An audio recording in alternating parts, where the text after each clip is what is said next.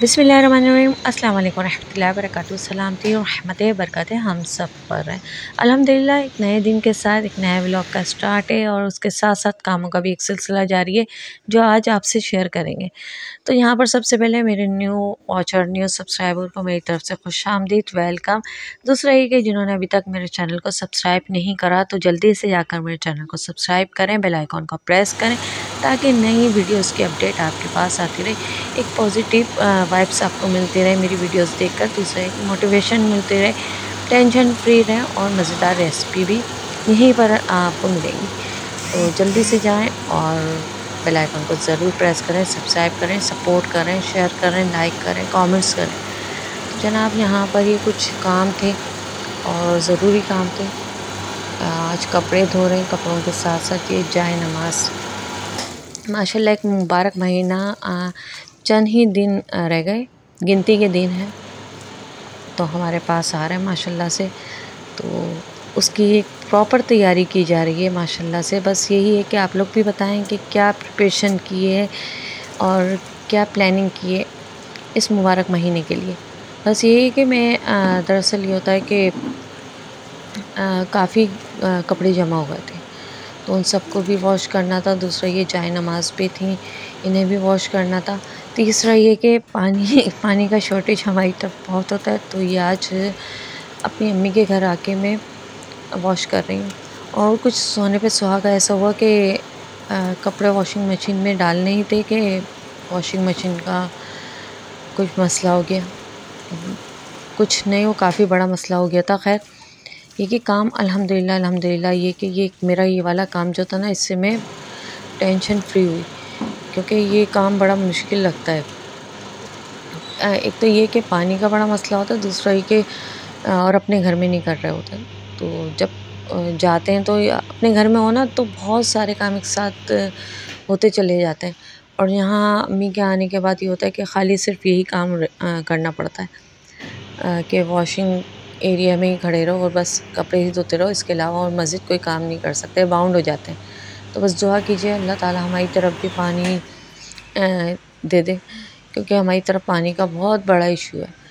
और बस washing machine चल रही है, इधर उधर के नज़ारे हो रहे हैं और उनको क़ैद किया जा रहा है कि आपको इन सब चीज़ों को दिखाऊं, शेयर करूं। तो बस रूटीन कुछ इसी तरीके की थी। जिस दिन मेरा होता है कि मैं कपड़े वॉश करने जाती हूँ तो बस सिर्फ वही काम रह जाता है, इसके अलावा कोई एक्स्ट्रा काम नहीं होता। लेकिन ये कि मैंने आज इसमें 2-3 और वीडियोस मर्ज कर इसमें ज्वाइन करी ताकि एक प्रॉपर व्लॉग बन जाए। तो जनाब बस यही सब कुछ चल रहा है, यही सूरत हाल है। और अल्हम्दुलिल्लाह ये था कि इधर धूप में इतनी तेज़ी थी कि इधर मैं वॉश कर रही थी और इधर मैं हैंग कर रही थी और उसके थोड़ी देर बाद वो ड्राई भी हो रहे थे। जो मोटे कपड़े थे वो तो खैर उनके लिए तो वेट करना पड़ रहा था, लेकिन जो ऐसे हल्के थे ना तो वो तो फ़ौरन से हो रहे थे क्योंकि धूप की तेज़ी बहुत है। दिन और रात में ठंड है, लेकिन दिन में नहीं, सॉरी, रात में और सुबह में ठंड है। दूसरी तरफ कुछ इस तरह की हेल्दी फूड तो ये ज़रूर अपने बच्चों को दें, बड़ों को दें।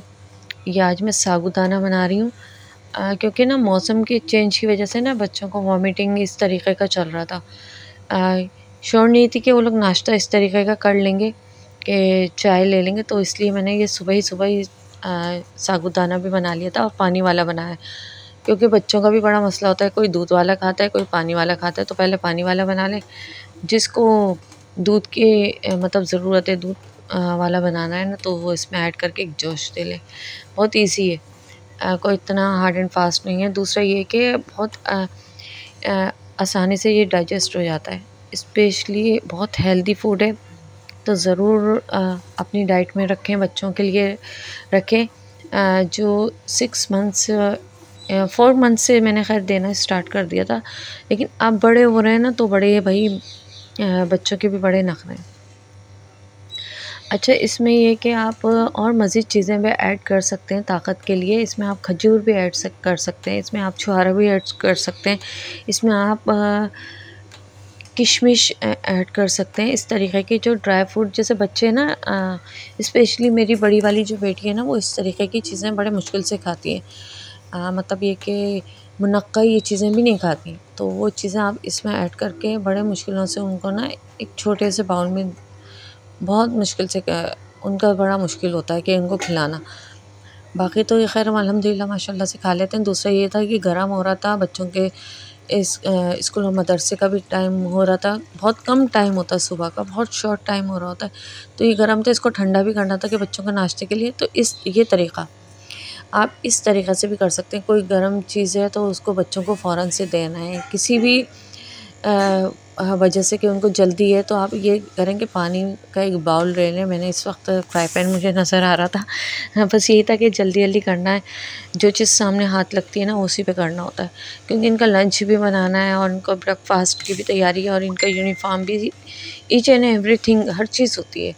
और ये सिचुएशन ना सिर्फ मदर ही अच्छे से समझ सकती हैं, जिनके बच्चे छोटे हैं, जो स्कूल गोइंग हैं उनके लिए। और दूसरी तरफ ये देखें, ये एक ऑर्डर था माशाल्लाह से बड़ा, टोटली हैंड पेंटिंग है, फैब्रिक पेंटिंग है, सबको नज़र आ रही है।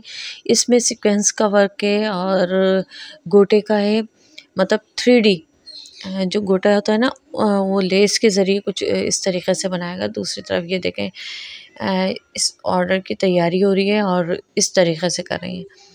तो इसके लिए आप एसएस कलेक्शन पे जा सकते हैं, डिस्क्रिप्शन में मैं इसकी लिंक दे सकती हूँ।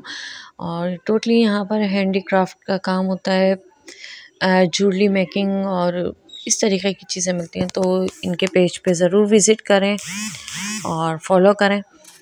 और अगर आपको इस तरीके का कुछ ऑर्डर करना है तो ज़रूर इनके पेज पर जाएं, इनबॉक्स पे जाकर, और इनका कॉन्टेक्ट नंबर भी है इस पेज पर, तो वहाँ जाकर ज़रूर आप इनसे कांटेक्ट कर सकते हैं। तो ज़रूर मुझे कमेंट्स में बताइएगा कि ये किस तरह आपको कैसा लग रहा है। दूसरा, एक कस्टमाइज़ है, आप इसमें अपनी रिक्वायरमेंट के हिसाब से, अपनी चॉइस के हिसाब से कुछ भी करवा सकते हैं, मतलब बता सकते हैं, कुछ भी रिक्वायरमेंट जो भी आपकी है ना उसके हिसाब से ही चल सकता है। तो ये कस्टमाइज़ जो चीज़ें होती हैं ना, वो आपकी अपनी क्रिएशन होती है। तो ये देखें जी, बड़ा खूबसूरत लग रहा था। और यहाँ पर ये कुछ इस तरीके की भी चीज़ें हो रही थी कि गर्मी आ रही है, उसको वेलकम करने के लिए तैयारियां की जा रही हैं। तो ये कुछ हस्बैंड साहब इस तरीके के काम कर रहे थे। अच्छा, मज़े की बात ये है कि गर्मियाँ भी आ रही हैं और इसका इतना यूज़ भी नहीं है, और यूज़ नहीं है फिर भी बिल माशाल्लाह माशाल्लाह से, अल्लाह इसमें बरकत ना दे, इतना हाई फाई आ रहा है मत पूछें। मतलब समझ से बाहर होता जा रहा है ये सब चीज़ें ना, कि आप ड्यूज़ किस बेस पर पे कर रहे हैं। लाइटें, मतलब अभी जो मैं आज जो वॉइस ओवर कर रही हूँ ना, इस वक्त मैं आपको बता रही हूँ कि सुबह की गई हुई थी, फ्राइडे वाले दिन, मैं सैटरडे आज ही के दिन इसकी वॉइस ओवर कर रही हूँ। तो सुबह की गई हुई थी, सुबह 6 बजे से पहले की, और दूसरे दिन रात 4 बजे के बाद आई, कंटिन्यूसली गई हुई थी। दूसरी तरफ ये था कि ये वाला हमने फ़ैन चेंज करा है कि इसका वोल्टेज को देखेंगे, चेक करेंगे कि क्या हिसाब है। और फिर कुछ इस तरीके से चीज़ें हो रही हैं, बेडशीट चेंज, तकिए ग़िलाफ़ चेंज। ये कि कुछ चीज़ों को ना पीटा जाता है तो वो जब ही निखरते हैं। इसको भी मारेंगे ना तो ये जब ही निखरता है। ये गाँव तकिया है। हंसी भी आ रही है, अजीब लग रहा है। कुछ चीज़ें ना, लातों के भूत जो होते हैं ना, वो बातों से नहीं मानते। तो ये ऐसी भी बात होती है। ये मिसाल वाकई अप्लाई करिए मैंने यहाँ पर। अब वहाँ नहीं अप्लाई कर सकते जहाँ अप्लाई करनी चाहिए थी सही से। और उसके बाद ये था माशाल्लाह से जाए नमाज भी ड्राई हो गई थी। तो ये मैं आपको एक अपने सजदों को ना तवील से तवील कर दें, दुआएं मांगे सजदों में। तो यहाँ पर एक इस तरह से ना